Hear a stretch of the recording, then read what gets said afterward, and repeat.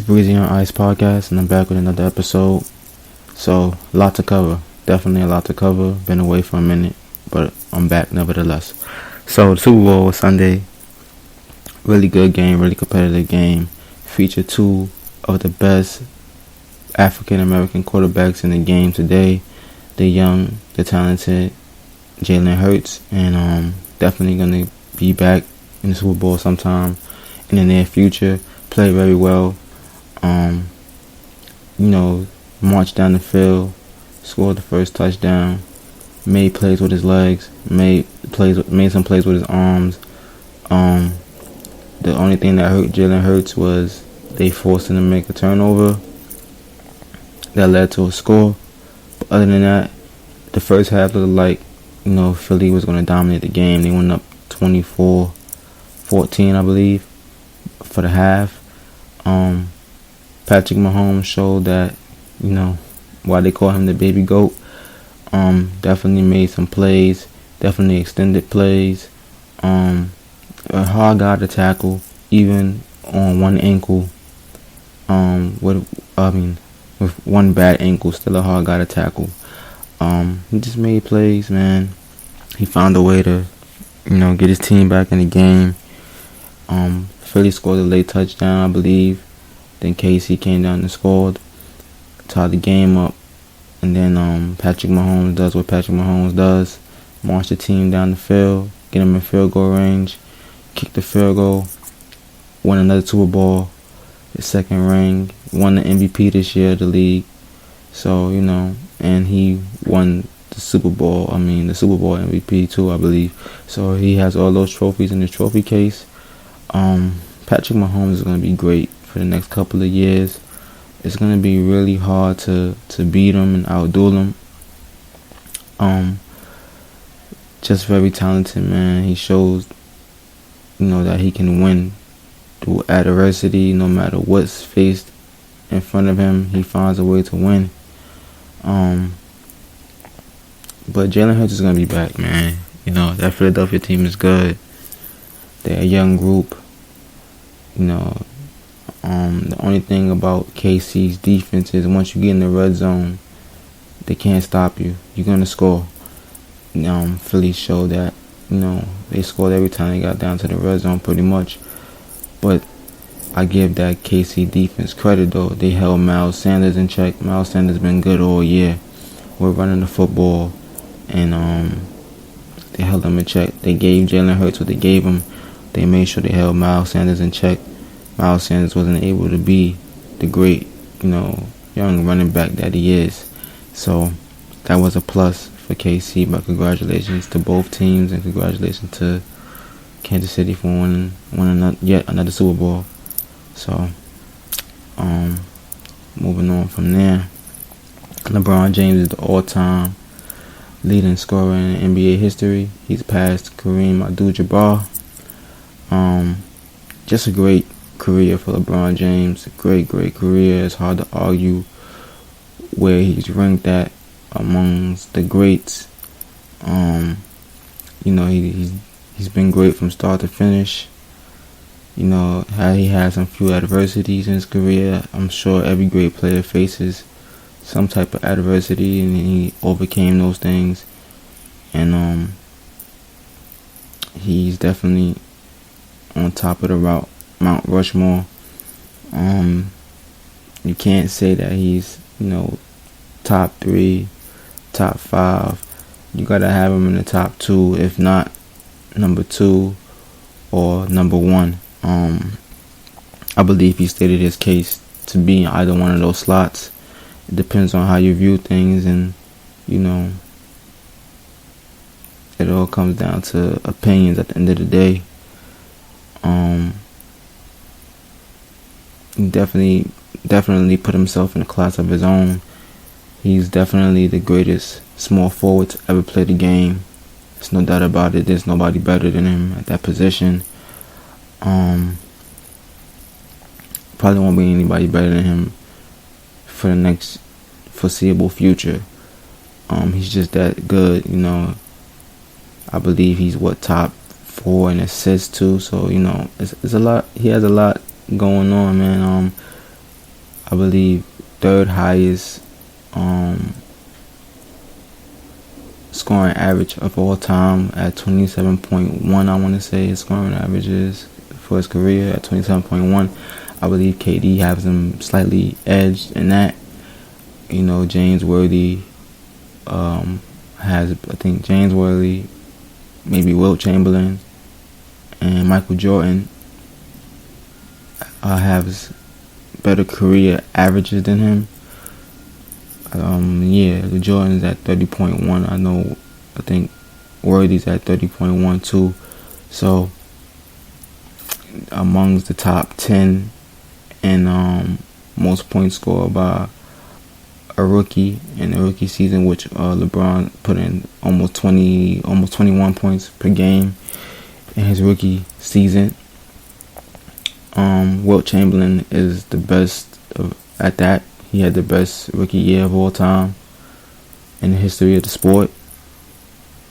I believe he averaged 30 for his rookie year. Jordan was top 5, I believe, with 28.2. So yeah, he's in great company. A legend. He's a legend. He's a living legend. You can't argue that. There's no argument for it. You can't dispute it. He cemented his name with the greats as one of the greats. Like I said, greatest small forward to ever play the game, hands down. There's nobody better. And as far as GOAT, he's either 1 or 2. It depends on where you want to put him at, but you can't put him no less than that. And you don't have to love the man, you don't have to like the man, but you have to respect what he has done on the court. You have to. You may not never see this ever again. It may be years, decades before you see somebody else, do what LeBron did for the game. You gotta think about all your legends and all your greats. It's gonna be hard to get that. Great players come every decade or so. You get a great player. If you're lucky, you might get 2, maybe 3 in every decade or so. So you have to appreciate, these players that come around and that put in the work and that break records and set the standards and set bars. Records are meant to be set and broken. It goes both ways. Nothing stand the test of time forever. But as long as you got your name cemented in that book, in that history book, and it can never be taken from you. Never ever be taken from you. That's something that lives on forever. Forever ever. Even when you're gone and no longer in the physical form, that stands. So just want to congratulate him on his monumental and historic and legendary career, and the legend continues for him. The Lakers got him some help. They add D'Angelo Russell and a couple of young players, Malik Beasley, I believe, and another young player from Minnesota. That's what happened at the trade deadline. Kevin Durant is a Phoenix Sun now. He's along with Devin Booker, CP3, DeAndre Ayton. Phoenix Suns have a very good team on paper. I believe they're gonna gel well. You got 2 guys that just want the ball, and you got a point guard like CP3 who can facilitate, be the floor general, definitely be the leader of the group. And you have Ayton where you can throw the ball down low too, and he can get you some buckets too. So only thing they have to worry about is the bench. But they added Terrence Ross. Terrence Ross was brought out by the Orlando Magic, so you got shooting and Terrence Ross coming off the bench. He can be a spark plug. He can get you 20 on any night with his shooting and his athletic ability to get into the rim. I want to see what else they add, but they're going to be a force to be reckoned with. So far, Kyrie and Luka Doncic, they're going to be something special, man. That backcourt with those 2 guys is going to be something special. Last night, they came all the way back Kyrie had an epic fourth quarter. You know, Kai is special, man. He's a great talent, man. Don't give a fuck about how you feel about him and his antics and whatever it is that he does, you know, off the court. But when he's on the court, he gives you his all. He gives you his heart, his soul. When he plays the game of basketball, man, he plays it with so much love, so much passion. Like I said, him and Luka is gonna be really dangerous. They're trying to figure out, you know, who's gonna take the last shot. Sometimes, you know, there's a lot of respect there. You can see it because Luka never deferred to anybody the way we seen him defer to Kyrie last night, and vice versa. They want to make sure they give each other the opportunities that they deserve. And like I said, once they get that part down, look, Kai, you're hot, take the last shot. Look, Luka, you're hot, take the last shot. It's your team, but at the end of the day, I think Luka has the mindset of saying that, you know, this team go as far as me and Kyrie Irving takes it. And that's the way Luka has to see it. Yes, Luka, you're the first option. It's your team. Kyrie's coming into your situation, but it's a lot of mutual respect there. You could tell that Luka understands that he has a guy that he can throw the ball to and he could count on, he could rely on to carry the team when he or the load when he gets tired, and vice versa. I believe this gives Luka the chance to go to the bench and get a breather, and he knows that if Kyrie's out there, that they're gonna still be in the game.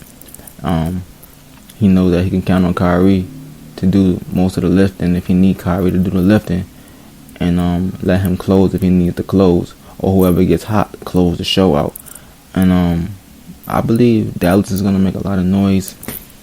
I like what Jason Kidd did last night. He let them play through that adversity and let them work out their own kinks, because it's you two guys that's gonna carry us. So you two guys gotta work it out, figure it out. Whoever takes the last shot, take the last shot. It's not about, you know, an ego or who team it is. It's about making the right basketball play. And I believe those guys are trying to make the right basketball play, but they just kind of hot potato the ball between them two a little too long, and end up turning the ball over and end up costing them the game. In the end, I mean, like I said, they came right back in it. They lost 121-124. A 3 would have tied the game, forced overtime, and who knows what would have happened in overtime. But I'm going to give Anthony Edwards and that Minnesota team a lot of credit, man. They got D'Angelo Russell out there to make sure Ant, you know, feels like, you know, it's his time to shine. So they let Ant, you know, run the show there pretty much. And when Karl-Anthony Towns come back, you know, I don't know whose team it is. I don't know if you're going to say it's Cat's team or it's Ant's team. But the way Anthony Edwards is playing, he's making a strong case that is his team. And that Karl-Anthony Towns is the second banana. And Rudy Gobert, you know, he's a defensive mind. He plays defense. He's going to get you rebounds. He's going to get you blocks. He might get you a few points here and there. But Rudy Gobert is just defensive, you know, protect the rim, get the boards, you know, do all the other intangibles that need to be done. That's what Rudy Gobert did for. They added Mike Conley, a true point guard, a constant professional, all-star guard. Is he the same Mike Conley from Memphis? Probably not, but he's still very productive. He understands how to run the show, and Mike Conley can get you some buckets when you need them. Get you floaters in the lane, you know, hit some threes. You know, Mike Conley still can give you big games when need be. But Mike Conley is going to set things up. He's going to set the table for Anthony Edwards. He's going to make Anthony Edwards' life easy. He's going to make Karl-Anthony Towns' life easy. So when you have somebody like Mike Conley, who's just a guy who knows what he's there to do and know how to do it very well and very efficient, you have a good point guard. And that's what Minnesota got when they got Mike Conley in that trade from Utah. Utah is going in another direction. I like marketing. I like Jordan Clarkson. I think those are guys they want to try to form that team around, especially marketing. He's a young guy. I think he's like 24, 25. You want to build with him. He can shoot. He's always been a prolific scorer. He has stretches where he gets hot and cold, but nevertheless, he's a guy that you can count on. And Jordan Clarkson is a security blanket for him, because Jordan Clarkson is another guy who can get hot and can shoot the ball very well from the 3-point line. Always like Jordan Clarkson's game. I just feel like it never really evolved to what it could have been, but I feel like he always gradually gets better. And we're just gonna see how this Utah team looks. Russell Westbrook is expected to be brought out. I don't see it happening any other way. Where he goes remains to be seen. I think he ends up in Miami, maybe. A lot of people are saying, between Chicago, maybe the Clippers. I know Paul George is pushing for him to come to the Clippers. I don't know how he meshes with Kawhi Leonard, because it's really Kawhi Leonard's team. And we know PG and Kawhi play well together. So, and they do need a point guard. They are missing that point guard help. They traded. They did trade him. They traded Reggie Jackson away. Reggie Jackson was brought out. Reggie Jackson went to the Denver Nuggets. He's going to give the Denver Nuggets that backup point guard that they need, playing behind Jamal Murray. And they just got a little bit better. We know what they have and what they can do and how good they are. The West is very competitive. I do feel like the LA Lakers should get in to the playoffs. They're going to make the play-in tournament, get into the playoffs, and I don't know. But if they hit on all cylinders, they can probably give whoever they play in the first round hell. If it's Memphis, it's possibility that LeBron and AD and D'Angelo Russell is enough to beat the Memphis Grizzlies. We know the Memphis Grizzlies been struggling. They've been up and down lately. They still a pretty good young team, but the West is not a slouch when you have Kevin Durant and Kyrie Irving in that conference now. So it's going to be very exciting towards the end. You have Portland, they making noise. Damian Lillard dropped a 40-piece on the LA Lakers last night and beating them. So we just got to see how the landscape continues to flow and how it's going to look. The Brooklyn Nets, they should make the playoffs. They should make it still. Spencer Dinwiddie has been playing well. I don't know how long Mikal Bridges can play at a high level. They don't need Mikal Bridges to average at least 20 to 25 points, I believe, to keep them afloat and keep them where they at. Ben Simmons definitely has to play better. He has to try to be that Ben Simmons in Philly before the playoff series and meltdown against Atlanta, which truly exposed him and has broken him. He's been broken ever since that Atlanta series where Doc Rivers benched him and stuff like that, because he was a liability to be on the floor because he couldn't hit free throws and he was scared to shoot the ball. But Ben Simmons is going to play defense. He plays defense hard. He can get you rebounds. Ben Simmons can average a triple-double in his sleep if he chooses to. But Ben Simmons has to get himself in the mindset of being that great player that he once was. Is it too late?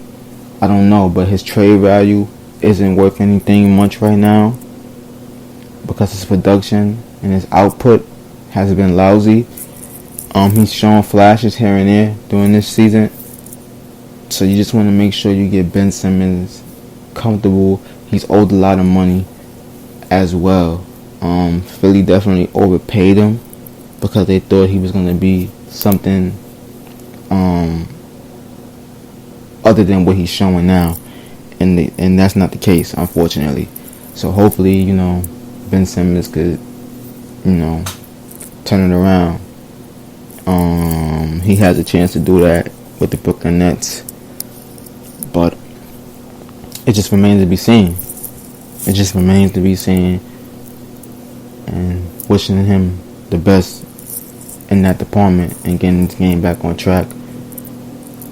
I think Atlanta lost last night too. And Zion Williamson having more setbacks. Talented kid, but I believe Zion is he's still. I think Zion has to drop a couple more pounds. I mean, we know he's solid, muscle, but for them twitch muscles and his reflexes and stuff, I think he needs to relieve some of the pressure. Is having hamstring issues and stuff like that.